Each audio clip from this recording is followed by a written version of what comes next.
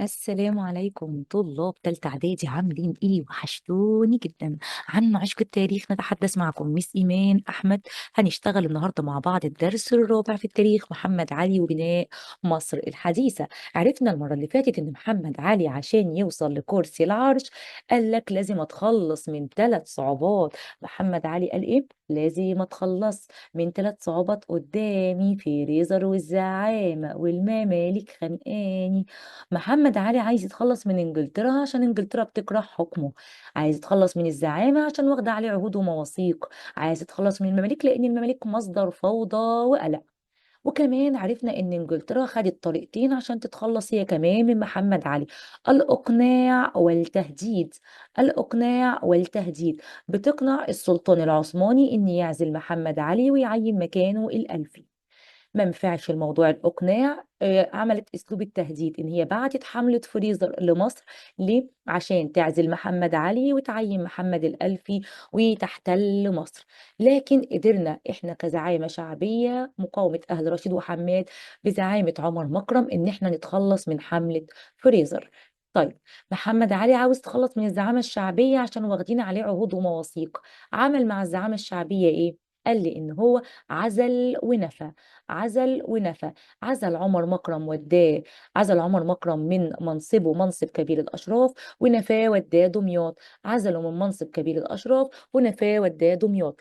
أما المماليك عمل لهم إيه؟ حرمهم من تولي المناصب، طاردهم في كل مكان، وفي الآخر عمل لهم مذبحة القلعة. حرمهم من تولي المناصب، طردهم في كل مكان، وفي الآخر عمل لهم مذبحة القلعة. كده محمد علي اتفرغ تماما لحكم مصر لوحده بمفرده وبناء الدولة الحديثة على الطريقة الأوروبية بعد ما تخلص من فوضى المماليك دول. يبقى احنا كده يا جماعة متفقين مع بعض إن محمد علي أول ما تولى كرسي العرش حط في دماغه ان يتخلص من 3: انجلترا والزعامه والمماليك، لان انجلترا بتكرهه والزعامه واخده عليه عهود ومواثيق والمماليك مصدر فوضى وقلق. وفعلا قدر يتخلص من ال3 عقوبات او ال3 صعوبات اللي بتواجهه، وهيبدا بقى يتفرغ عشان يبني مصر الجديده على الطريقه الاوروبيه. تعالى يا محمد يا علي ورينا هتبني مصر الحديثة ازاي. قال لي محمد علي عشان اعمل دولة قوية ودولة حديثة لازم اهتم بالسياسه الداخليه، اعمل بناء اقتصادي. يعني ايه تعمل بناء اقتصادي؟ قال لك مفيش دوله قويه ما فيهاش فلوس، يبقى لازم باي شكل اجمع فلوس. تجمع فلوس ازاي؟ قال لي اهتم بالزراعه والصناعة والتجارة. اهتم بالزراعة والصناعة والتجارة، ايوه، ولما اهتم بيهم اخد كل المحاصيل الزراعية وكل الصناعات وكل التجارة وابيعها لصالح الحكومة المصرية واكسب واحط اموال كتير قوي في الخزنة المصرية. النظام ده اسمه نظام احتكار، هيحتكر السوق. زي ما واحد كده بيجي قبل رمضان بيحتكر السكر كله ويخبيه، وطبعا ده حرام. ماشي، ان هو بيعلي سعر المنتج وبيكسب وبيعمل وكده عشان يبيعه بسعر اغلى من ثمنه، فما بيبقاش موجود السكر عند شخص معين بس او عند حد واحد بس. فده كده احتكر السلعه دي. فمحمد علي هيعمل كده، احتكر، جمع كل المحاصيل الزراعيه وكل الصناعات وكل المواد التجاريه. ماشي، هو هيبقى محتكرها، هو مستولي عليها، متحكم فيها. طب انت هتتحكم في الزراعه والصناعه والتجاره ليه؟ قال لي عشان اقدر ابيع زي الدول الخارجيه، عشان انافس الدول الاجنبيه في مجال التجاره زي ما الدول كلها بتبيع، مصر كمان تبيع وتكسب. اه، طيب يعني ايه كلمة احتكار بقى؟ احنا متفقين محمد علي عشان يعمل دولة قوية اهتم بالاقتصاد، يعني زراعة صناعة تجارة. طيب، النظام الاقتصادي اللي عمله محمد علي عمله على اساس ايه؟ الاحتكار. يعني ايه يحتكر السوق؟ ان تقوم الحكومة، مين الحكومة اللي يقصد بيها هنا محمد علي؟ تقوم الحكومة بتحديد نوع الغلات، هو اللي هيحدد الفلاح يزرع ايه، ونوع الصناعات وهو اللي يحدد الصنايعي يزرع يصنع ايه، ويشتري منهم الغلات ويشتري الصناعات وهو اللي يبيعها بره. هو يشتريها من الفلاح ومن الصنايعي وهو اللي يبيعها. هو كده محمد علي بيحتكر المنتجات الزراعية والصناعية. ليه؟ قال لي عشان ينافس الدول الخارجية في مجال التجارة. عايز لو الناس بتبيع السكر ب 40 هو يبيعه ب 10 ولا ب 20 وينافسهم ويكسب. تمام. يبقى لما اجي اقول لك دلوقتي اراد محمد علي بناء دوله قويه، عايز يعمل دوله قويه فاهتم بالامور الاقتصاديه. يعني ايه الاقتصاديه؟ الزراعه والصناعه والتجاره. طبق محمد علي في البناء في السياسه الاقتصاديه نظام اسمه نظام ايه؟ الاحتكار. يبقى محمد علي نظام دخله في الاقتصاد هو نظام الايه؟ الاحتكار. يعني ايه الاحتكار؟ تقوم الحكومه، يعني محمد علي بيحدد نوع ايه؟ الغلات والصناعات وتمن شرائها وبيعها. الغلات والصناعات يشتري من الفلاح وهو اللي يبيع. ان محمد علي يقوم بتحديد نوع الغلات، يعني المحاصيل اللي بتتزرع، قمح، رز، اي محصول. والصناعات وهو اللي يشتري وهو اللي يبيع. طب هو بيحتكر السوق ليه؟ بيحتكر كل المنتجات ليه؟ قال لي عشان ينافس الدول الخارجية في مجال التجارة، حتى يدخل في منافسة مع الدول الأجنبية في مجال التجارة، ينافس الدول الخارجية. طب تعالوا نشوف محمد علي عمل ايه في الزراعة. محمد علي عمل ايه في الزراعة؟ قال لك انا جاي يحتكر الزراعة ويلم المحاصيل، ما لقاش محاصيل. قال له هو انت ما تعرفش ان احنا ما بنعرفش اصلا، ما عندناش محاصيل؟ قال طيب، طالما انا محتاج احتكر الزراعه ومحتاج المحاصيل، يبقى لازم الاول انهض بالزراعه. في فرق بين كلمه النهوض والاحتكار. يعني يهتم الاول بالحاجه وبعدين ياخدها. ينهض الاول بالزراعه وبعدين يحتكرها. هينهض بالزراعه ازاي؟ سأل الفلاحين. هو انتوا ايه اكتر حاجه بتضايقكم؟ قالوا له الالتزام اللي وضعته الدوله العثمانيه. قال لهم خلاص انا هلغي لكم الالتزام الوحش ده. الملتزم ده اللي كان بيفرض عليهم ضرائب كتير وبيجمعها مضاعفه وبيفرض عليهم اتوات وبيلم الضرايب بالشده والعنف. قال طب انا هلغي الالتزام، هديكوا كمان يا جماعه اراضي مجانيه، وزع مساحات كتيره من الاراضي بالمجان، وهديكم اسمده وبذور والات، هديكوا كل اللي انتوا عايزينه، اسمده وبذور والات. يبقى محمد علي عشان يهتم بالزراعه لغى الالتزام والاراضي بالمجان، اسمده وبذور والات. وكمان قالوا له طب احنا ما عندناش ميه اصلا نزرع بيها. قال لهم سهله، هحفر لكم ترعيه المحموديه على اسمه، على اسم محمد علي، محموديه. ترعيه المحموديه والقناطر الخيريه، ترعى اسمها المحموديه والقناطر الخيريه. والسؤال هنا بيجي الى من تنسب الاعمال. مين حفر ترعه المحموديه؟ تقول لي محمد علي. والقناطر الخيريه محمد علي. طيب، دلل محمد علي اهتم بالزراعه. ايه الدليل انه اهتم بالزراعه؟ عمل ايه؟ هتقول لي لغاء الالتزام، وزع الاراضي بالمجان. لغاء الالتزام والاراضي بالمجان. خدوا يا فلاحين اسمده وبذور والات، ترعيه المحموديه والقناطر الخيريه. اه. قال للفلاحين يزرعوا. قالوا له اصل احنا مكسوفين منك يا محمد يا علي جدا، احنا ما بنعرفش نزرع. يا ولاد الذين، يعني انا الغي لكم الالتزام واديكم اراضي بالمجان واسمده وبذور والات واحفر لكم ترع وكل ده، وفي الاخر ما بتعرفوش تزرعوا؟ قال لهم خلاص انا هعمل لكم يا جماعه مدرسه تعلمكم الزراعه، وجاب لكم خبراء اجانب تعلمكم. مدرسه وخبراء ايه؟ اجانب. حلو. يبقى كده محمد علي هينهض بالزراعه ازاي؟ اسمع صوتك وانت شغال معايا. لغاء الالتزام والاراضي بالمجان، اسمده وبذور والات، ترعية المحمودية والقناطر الخيرية ومدرسة زراعية. تاني، لغاء الالتزام والأراضي بالمجان. ترعية ولغاء الالتزام والأراضي بالمجان، وزع أسمدة وبذور وآلات. ترعية المحمودية والقناطر الخيرية ومدرسة زراعية. كده الراجل ده اهتم بالزراعة. فلما اجي اقول لك محمد علي اهتم بالزراعة، ايه الدليل انه اهتم بالزراعة؟ نهض بيها ازاي؟ هقول له لغى الالتزام، وزع الاراضي بالمجان، أسمدة وبذور وآلات، حفر ترعة محمودية وقناطر خيرية، وأنشأ مدرسة زراعية. كده الراجل بقى يقدر يشوف محصول حلو. طيب الفلاحين زرعوا والمحصول جميل. جه بقى بيقول ايه؟ ازاي محمد علي احتكر الزراعه؟ هو المسؤول بقى، هو ياخد الزراعه لحسابه ازاي؟ ارغم كل فلاح. ولا يا فلاح، مش انا مديك دلوقتي ارض ومديك اسمده ومديك بذور والات وانا اللي علمتك؟ اه. دلوقتي لو انا اديتك كل الحاجات دي وقلت لك ازرع قطن وانا اللي هشتري منك، هتقول لي محمد علي لا؟ لا طبعا لازم اسمع كلامه. يبقى محمد علي من بعد ما ادى الفلاحين كل دول، هو اللي هيحدد لهم نوع الغله، يعني المحصول اللي هيزرعوه، وهو اللي هيشتري منهم ويبيعه بقى زي ما هو عايز وينافس الدول الاجنبيه. يبقى محمد علي كده احتكر الزراعه.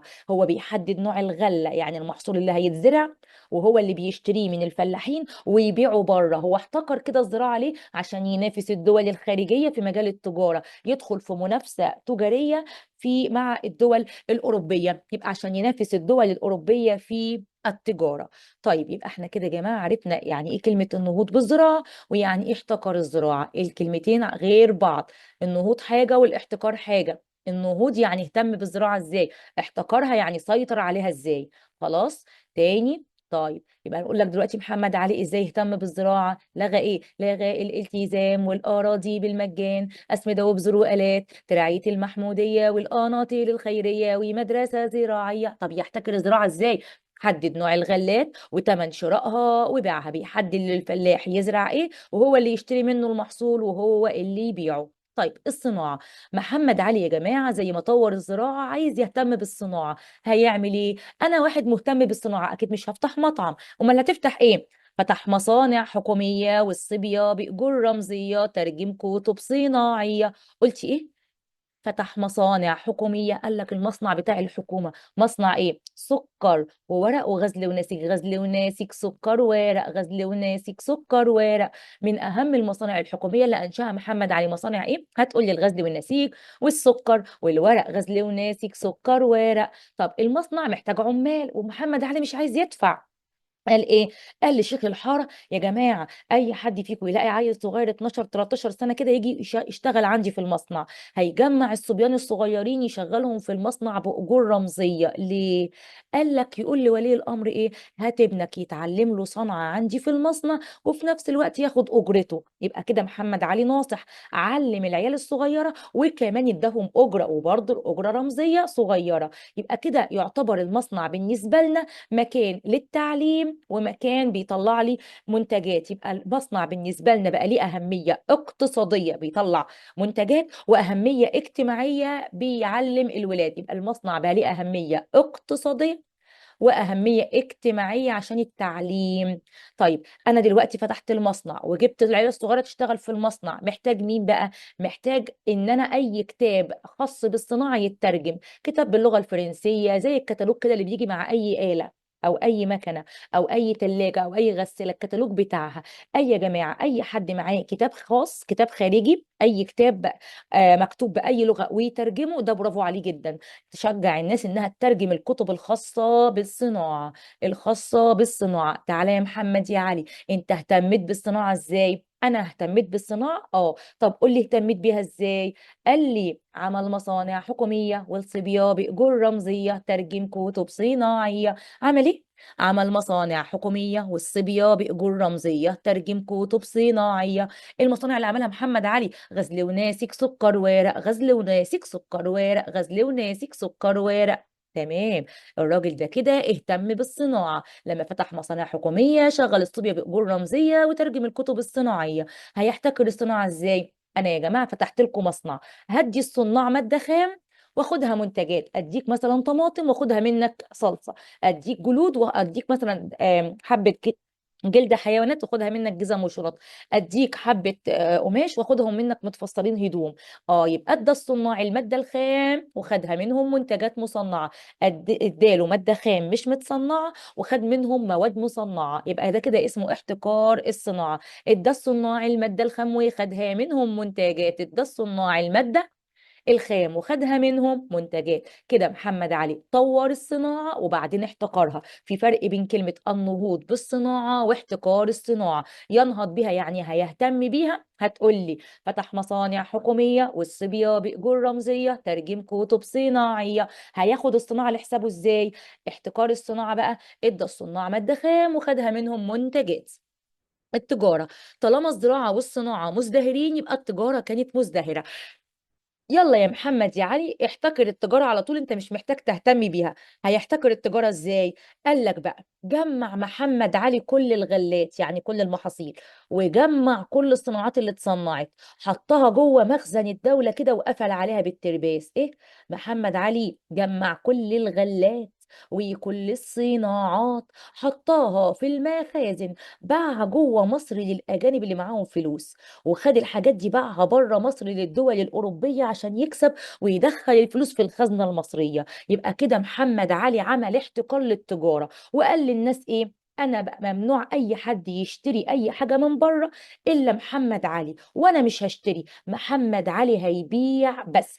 احتكر محمد علي تجارة الواردات. يعني ايه الكلام ده، يعني ممنوع اي حد يستورد اي بضاعه خارجيه من بره الا محمد علي، وقال لي انا بقى مش هستورد اي حاجه، انا هبيع بس عشان اكسب. طبعا الدول اوروبا اللي عندها ثوره في الصناعه وكان عندها مصانع كتير وعندها بقى هدوم وعندها الات، وعامله حسابها تبيعها للشعب اللي ما بيعرفش يصنع، وعامله حسابها انها تكسب من ورانا، بدات تتضايق وتقول لك محمد علي كده قفل علينا الطريق، مش هنعرف نصرف المنتجات بتاعتنا ولا هنعرف نبيعها للمصريين دول.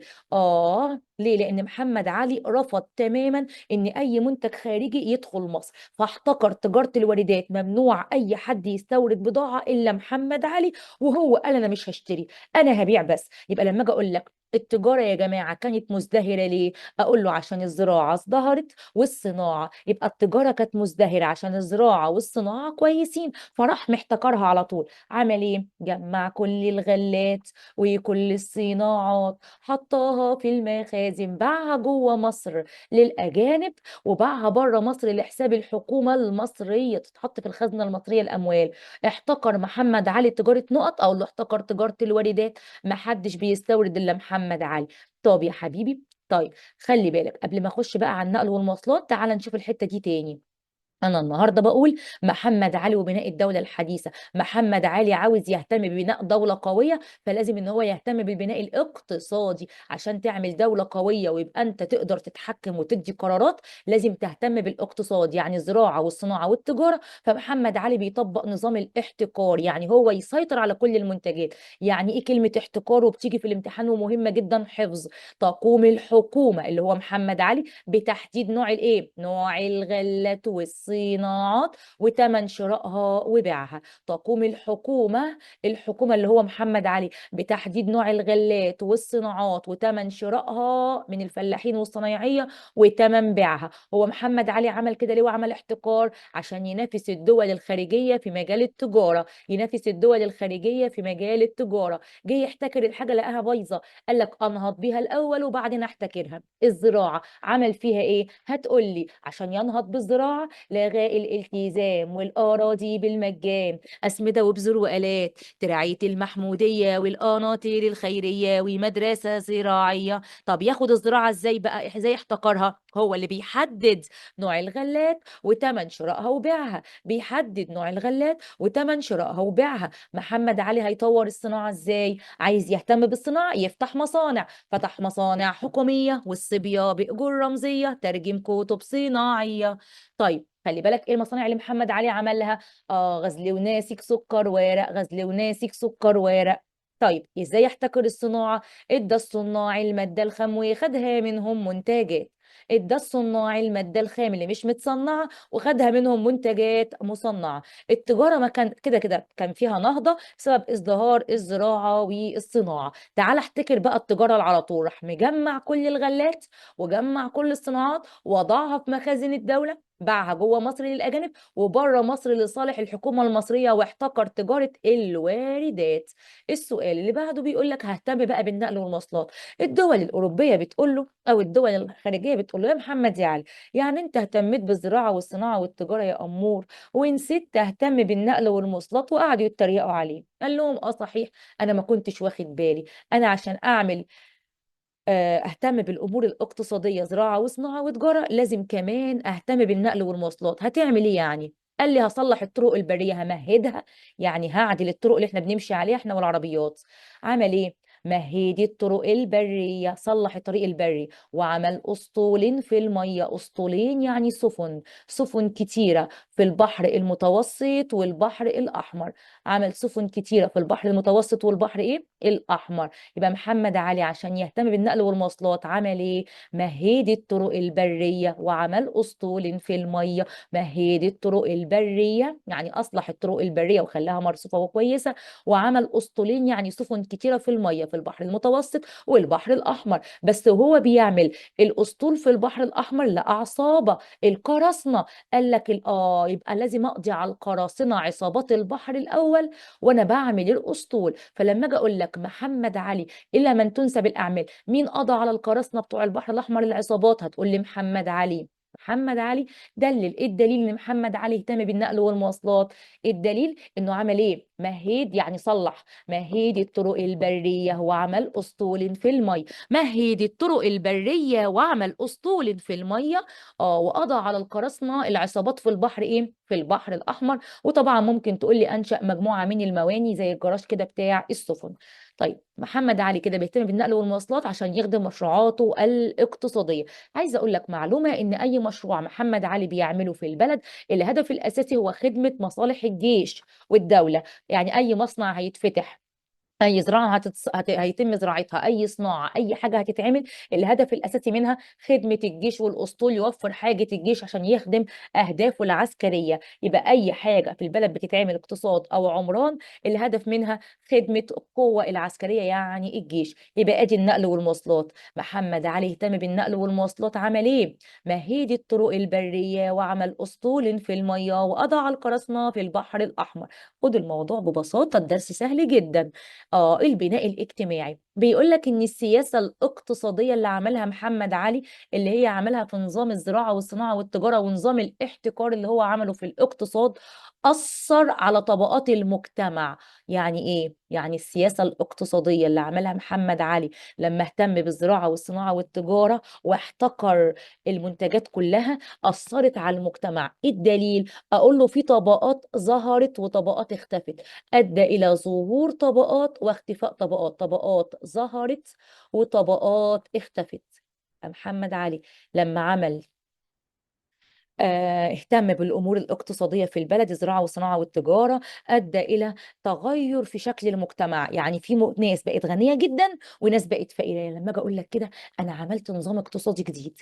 النظام الاقتصادي الجديد ده مثلا خلى الناس الغنيه تبقى غنيه بزياده والناس الفقيره اتفقرت قوي. يبقى محمد علي عمل سياسه اقتصاديه غيرت تشكيل المجتمع، يعني غيرت طبقات المجتمع. في طبقات ظهرت وبقت غنيه قوي، وطبقات فلست خالص. اه، مين اللي ظهر بقى يا جماعه؟ اسره محمد علي والاعيان والبدو. مين اللي ظهر؟ اسره محمد علي اهي ظهرت بدل المماليك. ومين تاني؟ والاعيان، يعني الناس الغنيه والبدو. اسره محمد علي والاعيان والبدو. خلي بالك البدو دي كانت بتسرق البضاعه ايام الدوله العثمانيه، كانت بتعمل غارات. البدو كان سبب من اسباب ضياع التجاره، ما كانش عندي تجاره داخليه عشان غارات البدو بتوع الصحراء كل شويه على البضاعه. محمد علي قال انا لازم اهد البدو دول، اداهم ارض يزرعوها عشان تبقى قوه مستقره وما يسرقوش بضاعه تاني. اه، فلما اجي اقول لك دلوقتي، كان هناك قوه غير مستقره في الدوله العثمانيه لكن بقت مستقره ايام محمد علي. هي قوه مين؟ قوه البدو. ظهرت البدو كقوه اجتماعيه مستقره في عصر مين؟ في عصر محمد علي. طيب ارجع لي تاني دلل، والسؤال ده حلو جدا وبيجي في الامتحان كتير. سياسة محمد علي الاقتصادية غيرت طبقات المجتمع. يعني لما عمل سياسة الاحتكار، في طبقات بقت غنية وظهرت وبقى معاها فلوس، وطبقات فلست. مين اللي ظهر؟ أسرة محمد علي والأعيان والبدو. الأعيان الناس الأغنياء والبدو. طيب مين الطبقات اللي اختفت اللي هو قتلهم قبل كده وقضى عليهم؟ العلماء بتوع الأزهر والمماليك. العلماء بتوع الازهر والمماليك والتجار. تجار، علماء، مماليك. يبقى هو مين؟ لان ما حدش هيتاجر الا محمد علي. مين اللي اختفى؟ تجار. تجار، علماء، مماليك. تجار، علماء، مماليك. الزعامه الشعبيه اختفت. اه، يبقى التجار والزعماء والمماليك. التجار والزعماء والمماليك. ارجع لي تاني، محمد علي طبق عمل سياسه اقتصاديه غيرت طبقات المجتمع. محمد علي عمل نظام اقتصادي يغير تشكيل المجتمع. اقول له طبعا في طبقات ظهرت وفي طبقات اختفت. مين اللي ظهر؟ أسرة محمد علي والأعيان والبدو. مين اللي اختفى وما عادش ليه وجود؟ تجار، علماء، مماليك. تجار، علماء، مماليك، اللي هي الزعامة الشعبية والعلماء والتجار والمماليك، لأن ما حدش هيتاجر إلا محمد علي. طيب محمد علي يا ابني بعد ما فتح بقى شركات ومصانع وبقى عنده تجارة كتيرة وفلوس، جه قعد الناس تشتغل، لقى الناس ما بتعرفش تقرا وتكتب ولا تجمع وتطرح. قال لهم يا ولاد الذين، انتوا هتودوني في داهيه ولا ايه؟ انتوا مش عارفين تطرحوا وتجمعوا وتحسبوا وتقروا كمان؟ لا لا لا لا، انا لازم اعلمكم عشان الشغل بتاعي اللي انا عملته في الاقتصاد ده هيبوظ. لازم يعلم الناس عشان محتاج موظفين يبقوا مصحصحين كده. محمد علي اهتم بالتعليم والثقافة لانه محتاج ايه؟ موظفين يشتغلوا في المصالح الحكومية، واحد بيعرف يقرا ويكتب عشان ما يخربلوش الدنيا. فني زي مهندس تكييف، فني تكييفات، فني موبايلات. عايز بقى فني بتاع اسلحة وبتاع سفن وبتاع آلات. عايز فني يعني مهندس لسد حاجة الجيش والأسطول. السؤال: بما تفسر يعني ليه محمد علي اهتم بالتعليم والثقافة؟ أقوله لأنه محتاج موظفين وفنيين. محمد علي اهتم بالتعليم علشان محتاج موظفين وفنيين. محمد علي اهتم بالتعليم عشان محتاج موظفين وفنيين. موظف في المصالح الحكومية وفني في الجيش والأسطول. واحد بيهتم بالتعليم هيبني مطعم؟ لا مش هيبني مطعم، هيبني مدرسة. عمل مدارس حديثة. طب وهندسة خانة وزراعة. الطب والصيدلة والمهندس خانة. خانة دي جاية من كلمة محل، محل الهندسة يعني ورشة العمل. مهندس خانة وزراعة، طب وهندسة خانة وزراعة. أنا فتحت مدارس يبقى لازم محتاجين مدرسين. جاب أساتذة أجانب. يبقى انا دلوقتي بعمل مدارس، لازم احتاج اساتذه اجانب. وقال للعيال: بصوا بقى، انا فتحت مدارس وجبت مدرسين. اللي هيبقى شاطر فيكم كده وحلو في التعليم هوديه بعثه للخارج عشان يشجعهم. الراجل دافع فلوس، بنى مدارس وجاب اساتذه، عايز يشوف بقى المجهود اللي هيحصل، الانتاج بقى بتاع الثقافه بقى. ماشي. قال لهم: انا هوديكم بقى، الشاطر فيكم هيروح بعثات لاوروبا. هيودي مين؟ علي مبارك ورفاعة الطهطاوي. علي مبارك ورفاعة الطهطاوي. بتيجي اكمل في الامتحان. اشهر البعثات اللي وداها محمد علي لاوروبا هو مين؟ علي مبارك ورفاعة الطهطاوي. هسألك سؤال تاني: دلل ان محمد علي ارسل بعثات علميه لاوروبا، حيث انه ارسل كل من علي مبارك ورفاعه الطهطاوي. اه الناس قالوا له: طب يا باشا انت كده فتحت لنا مدارس، تمام، وانت كمان جبت لنا اساتذه من بره، الله يبارك لك، والشاطر بتوديه بره، احنا بقى محتاجين كتب، عايزين نشتري. قال لهم: ما اسمعش حد بيقول اشتري، انا ما بشتريش، محمد علي ما بيستوردش. طب هنجيب كتب منين؟ قال لهم: هنطبع هنا الكتب عندنا في بلدنا. عمل مطبعة الأميرية في بولاق. فاكر كلمة بولاق؟ بولاق دي يا جماعة اللي قلنا فيها خرجت منها ثورة القاهرة الثانية. بولاق في ثورة القاهرة الكام؟ الثانية. محمد علي عمل المطبعة الأميرية في بولاق. مطبعة تطبع إيه؟ كتب دراسية وأدبية وصحيفة وقائع مصرية. المطبعة تطبع الكتب بتاعة الدراسة، وفي الأجازة برضو لازم نشغلها ونكسب. نطبع كتب أدبية وفنية، يعني شعر ومقالات وخطب وحاجات من دي، كتب بقى الناس تقراها في الصيف. كمان كل يوم نطبع جورنان اسمه صحيفة الوقائع المصرية. أول صحيفة تم طباعتها هي صحيفة الوقائع المصرية. ده بيدل ان احنا بقى عندنا اسم وبقى عندنا كيان، واخبارنا الناس كلها ممكن تعرفها من صحيفة الوقائع المصرية. مصر بقى ليها صحيفة. مصر بقى ليها دور على الساحة. مصر بقت مشتركة في الإعلام من خلال صحيفة الوقائع المصرية. مصر كده بقى مشتركة في الإعلام. ماشي، يعني بقت خلاص على الصح، على النت، يعني على التلفزيونات، على الشاشات، معروفة أخبارنا في كل مكان من خلال صحيفة الوقائع المصرية. يبقى محمد علي يا حبايبي كده قال: أنا ما بشتريش، أنا بصنع على طول. تعالى يا محمد علي قول: أنت اهتميت بالتعليم ليه؟ محمد علي اهتم بالثقافة والتعليم لانه محتاج ايه؟ مش عايز يعلمنا عشان هو بيحبنا قوي، لا ده بيعلمنا لمصلحته هو. يبقى محمد علي اهتم بالتعليم لانه محتاج ايه؟ موظفين وفنيين. محمد علي اهتم بالتعليم علشان محتاج موظفين وفنيين. موظف يشتغل في المصالح الحكومية، وفني يعني مهندس في الجيش والاسطول. الدليل ان هو اهتم بالتعليم، دلل هيصنع ايه؟ قال لك: عمل مدارس حديثة، طب وهندسة خانة وزراعة، جاب أساتذة أجانب، أرسل بعثات للخارج. طب وهندسة خانة وزراعة، جاب أساتذة أجانب، أرسل بعثات للخارج. أشهر البعثات علي مبارك علولي ورفاعة الطهطاوي. محمد علي عمل إيه؟ قال لي عشان يهتم بالتعليم. ايه الدليل انه كان مهتم؟ بنى مدارس حديثه، طب وهندسه خانه وزراعه، جاب اساتذه اجانب والبعثات للخارج. عمل مدارس حديثه، الطب والهندسه خانه والزراعه، وجاب لنا اساتذه اجانب وارسل بعثات تعليميه للخارج زي علي مبارك ورفاعة الطهطاوي. عايزين كتب، راح عمل لنا مطابع الأميرية في بولاق. اذكر أهمية مطابع الأميرية. تطبع إيه؟ كتب دراسية وأدبية وصحيفة وقائع مصرية. كتب دراسية وأدبية وصحيفة وقائع مصرية. دي مطبعة الأميرية اللي في بولاق، اللي مين اللي عملها؟ محمد علي. اخر حاجه محمد علي هيعملها دلوقتي هي بناء القوه العسكريه والنظام السياسي. محمد علي قال لك ما هو مش معقول يبقى انا عندي كل المشروعات التعليميه والاقتصاديه والعمرانيه والاساطيل دي كلها، وعندي كل النهضه اللي عملتها، وما يبقاش عندي قوه تحميها. انا واحد دلوقتي يا جماعه عندي بضاعه في المخازن، عندي غلات وعندي محاصيل وعندي صناعات كتيره مليانه في المخازن، وفي نفس الوقت كمان عندي مشروعات عملتها، وعملت كمان اساطيل كتير، ومهدت الطرق واهتميت بالتعليم وعندي مدارس. مش معقول يبقى عندي كل الصرح ده وما يبقاش عندي جيش وقوة تحمي اللي انا عملته. يبقى محمد علي كان مهتم ببناء قوة عسكرية عشان يحافظ على مشروعاته. محمد علي عايز قوة عسكرية يحافظ بيها على مشروعاته اللي عملها.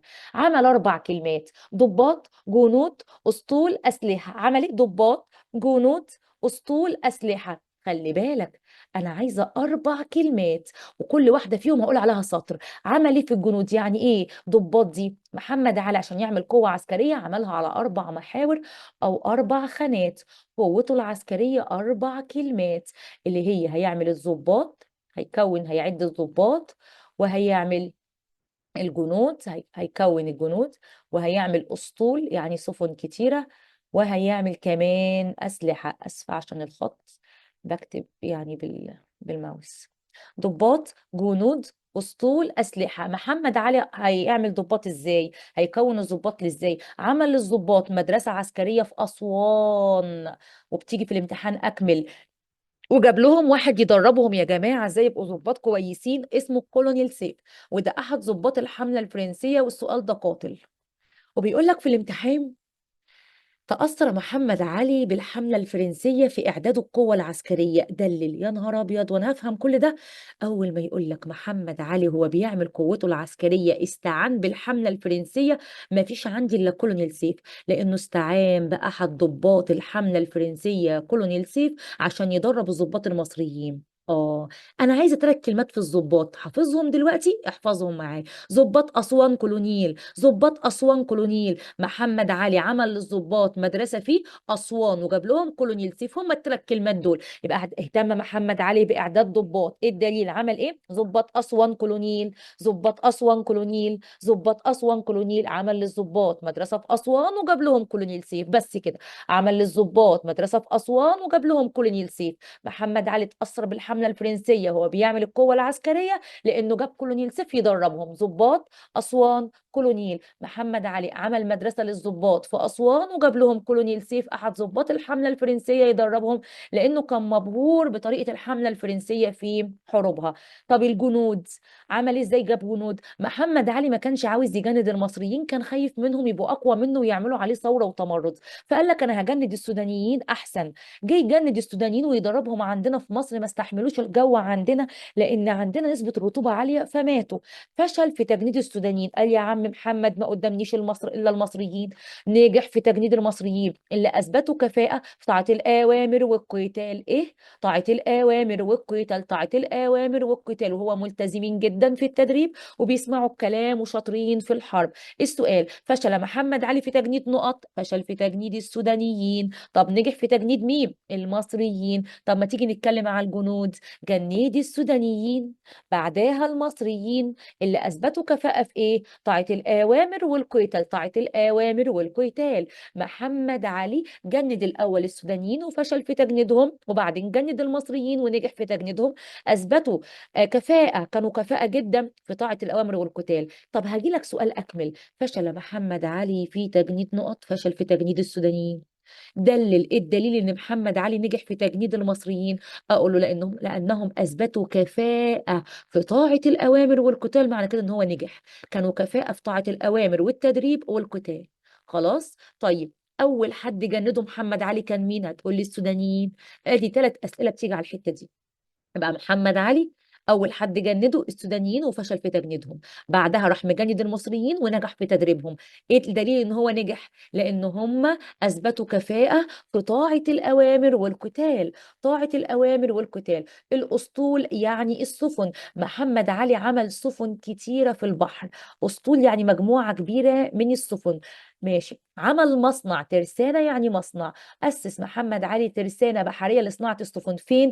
في بولاق الأول وبعدين اسكندرية اسكندريه، ركز في بولاق 3 مرات اهو، بولاق بولاق، ثوره القاهره الثانيه بولاق، مطبعه الاميريه في بولاق، انشاء اسطول اول مره في بولاق، الاسطول في بولاق وبعدها اسكندريه، وزود الاسطول بالاسلحه وخلى كمان الجنود تتدرب على الاسطول ده. السؤال: محمد علي قام بإنشاء ترسانة بحرية لصناعة السفن. الترسانة يعني مصنع، مصنع السفن فين؟ بولاق وبعدين اسكندرية. وبيجي لي صح وغلط وأكمل. أول مكان عمل فيه مصنع للسفن في بولاق، تاني مكان اسكندرية، ولو عكسهم لك يبقى غلط، بولاق الأول وبعدين اسكندرية. محمد علي عمل ترسانة بحرية في بولاق وبعدها اسكندرية، في بولاق وبعدها اسكندرية، وزودوا بالأسلحة. طيب بعد كده عايز يعمل مصنع الأسلحة. فاكرين مذبحة القلعة؟ يبقى مصنع الأسلحة في القلعة يا حبيبي، مذبحة القلعة، وهعمل لك مصنع الأسلحة في القلعة، مصنع الأسلحة في القلعة. افتكرها بمذبحة القلعة. زي ما عمل ترسانة لصناعة السفن في بولاق واسكندرية، عمل مصنع الأسلحة في القلعة. وعمل قلاع في قلاع أماكن حصينة، عمل قلاع في الوجه البحري في دمياط ورشيد واسكندرية. وهنا ممكن اقول لك ان محمد علي اتعلم من اخطاء المماليك، لان المماليك ما كانوش محصنين اسكندريه، لكن محمد علي اهتم بتحصين اسكندريه واقامه القلاع بها، فهو كده اتعلم من اخطاء الماضي بتاعه المماليك. فلما اقول لك وقع المماليك في مأزق ان هم ما كانوش مأمنين البلاد في الشمال، اما محمد علي اهتم بتأمين البلاد في الوجه البحري ولا القبلي، البحري فوق في الشمال، عمل تأمين وعمل قلاع فين؟ دمياط ورشيد واسكندريه، دمياط ورشيد واسكندريه. ارجع لي تاني، مصنع الاسلحه في القلعه، وافتكرها بمذبحه القلعه، مصنع الاسلحه في القلعه، مصنع الاسلحه في القلعه. عمل قلاع في الوجه البحري فوق في الشمال، دمياط و دمياط ورشيد واسكندريه، دمياط ورشيد واسكندريه. يبقى كده محمد علي، لما اجي اقول لك محمد علي عم اهتم ببناء القوه العسكريه ليه؟ عشان يحمي مشروعاته الاقتصاديه والعمرانيه، اهتم بوجود قوة عسكرية. يبقى لحماية مشروعاته الاقتصادية والعمرانية اهتم محمد علي بالقوة العسكرية. 4 كلمات: ضباط، جنود، أسطول، أسلحة. ضباط، جنود، اسطول، اسلحه. ضباط اسوان كولونيل، ضباط اسوان كولونيل، عمل الضباط مدرسه في اسوان وجاب لهم كولونيل سيف يعلمهم، احد ضباط الحمله الفرنسيه. جنيد السودانيين، بعدها المصريين اللي اثبتوا كفاءه في طاعه الاوامر والقتال. طب هو ليه جند المصريين؟ لانه فشل في تجنيد السودانيين. بنى اسطول يعني سفن، عمل مصنع للسفن فين؟ بولاق الاول وبعدين اسكندريه، بولاق الاول وبعدين اسكندريه. مصنع الاسلحه في القلعه، مصنع الاسلحه في القلعه. وعمل قلاع في الوجه البحري، دمياط ورشيد واسكندريه. اخر حاجه هناخدها النهارده في الاعمال الداخليه بتاعت محمد علي والامور الداخليه: البناء السياسي. محمد علي قال لك ما هو مش معقول هعمل كل المشاريع دي ومش ههتم بالامور الاداريات والموظفين الكفء، اقعدهم وارتب الامور الاداريه. محمد علي اهتم بالنظام السياسي والاداري. محمد علي عايز يعمل اداره قويه في البلد عشان يتحكم في البلد، يقدر ان هو يتحكم في البلد يعني يسيطر على البلاد. اهتم محمد علي باعاده التنظيم السياسي. يعني ايه التنظيم السياسي؟ يعني يحط مديرين كويسين، يحط مثلا حاكم اقليم كويس، يحط مثلا المحافظين، يحط مثلا يعمل مجالس، يعمل دواوين، اللي هي نظام الإدارة بتاعت البلد. كأن كده عندك مديرة مدرسة، أول ما بتتولى مدرسة جديدة بتبدأ إنها تنظم الإدارة جوه المكان، حط مشرف دور، مشرف للطابور، مشرف مش عارفة الأمن على البوابة، تبدأ إنها تظبط إداريات المدرسة عشان تسيطر سيطرة كاملة على المكان. يبقى اهتم محمد علي بالبناء السياسي حتى يتمكن من السيطرة الكاملة على البلاد، أهو عشان يقدر يسيطر سيطرة كاملة على البلاد. فلما أجي أقول لك لكي يسيطر محمد علي بطريقة كاملة على كل البلاد، اهتم بإعادة البناء السياسي. قسم البلد ل7 مديريات، يعني 7 أجزاء، ماشي. خلى الحكومة المركزية، الحكومة يعني كل الوزراء هيقعدوا عندي في القاهرة، الحكومة المركزية موجودة في القاهرة. محمد علي قسم البلد ل7 مديريات، والحكومة بتاعته خلاها كلها موجودة في القاهرة. محمد علي، محمد علي عمل مجلس مشورة. وبتيجي في الامتحان كتير وهتلخبطك، خلي بالك في حاجة اسمها مشورة وحاجة اسمها شورى، مالكش دعوة بالشورى. مجلس شورى النواب مش تبعي مش بتاعي. مشورة محمد وعلي ديوان عالي. محمد علي مشورة وعلي. محمد علي مشورة وعلي. كده محمد علي بيقلد نابليون، في لأن نابليون أول واحد عمل دواوين، فاكر؟ نابليون عمل دواوين قاهرة عم أقاليم. نابليون عمل دواوين قاهرة عم أقاليم. محمد علي بيقلده وبيعمل مشورة وعلي. محمد علي مشورة وعلي. مجلس مشورة وديوان عالي. محمد علي مشورة وعالي. خلي بالك بتيجي إلى من تنسب الأعمال، أول ما تشوف مجلس المشورة عملوا محمد علي العالي. محمد علي. محمد علي حول كلمة الإدارة لكلمة وزارة. الإدارة بقت وزارة الإدارة بقت وزارة. الإدارة بقت وزارة. 37 هي الأمارة. لائحة اسمها 1837. اللائحة دي مهمة وبيسألك عليها للشاطرين، بس سؤال مستخبي. اذكر أهمية لائحة 1837. طب لو نسيت افتكر حكم ومدة حكم تولية محمد علي، يعني في فترة 1837 دي أيام محمد علي. في لائحة 1837 محمد علي حول كلمة الإدارة لكلمة وزارة. الإدارة بقت وزارة. الإدارة بقت وزارة. أنا كده اهتميت بالبناء السياسي. السؤال: محمد علي اهتم بالبناء السياسي ليه؟ هتقول لي للسيطرة الكاملة على البلد. للسيطرة الكاملة على البلد. محمد علي اهتم بالبناء السياسي للسيطرة الكاملة على البلد. قسم البلد لسبع مديريات. سبع مديريات والحكومة المركزية موجودة في القاهرة. محمد علي عمل مجلس مشورة وديوان عالي. حول الإدارة لوزارة 1837. طب احنا كده خلصنا الجزء الاولاني من الدرس.